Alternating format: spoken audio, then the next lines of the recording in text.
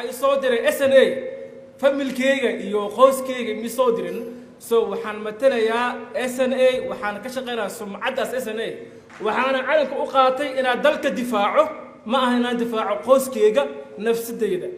waxaan go'aansaday anoo xaaladda sheelta ku jirto og inaan soo laabto wadanka ku soo laabto shaqeeyo stiil waxaan diyaar u ahay inaan sheer jito u dhinto kula tartami lahayn annaga loo baahan yahay inaan la imaanno midnimadeeda waxay lagu sameeyay inay dadkii biraydo ahludiin mahay inay xoolihii dhacdo inay dhiigiisii banaydo oo waxay reebtan la arag shahiid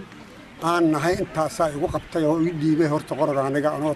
70 sanka ku hayo 65 sano jir annaga wiilkeeya oo macallima oo 18 qofood dugsi u haayay ee dugsigu ugu yimideen biray afar ciidan hebel meeshan ka baxaya inaynan walwalin oo aan isku tashanno haddii la yiraahdo lacag baa la goonayaa ama la hakinaya inaan isku tashanno intaas oo dhan mar kale waxa asaas u ah inaan anaga hufnaan iyo inaan la imaanno daacadnimo inaan la imaanno walaalayaal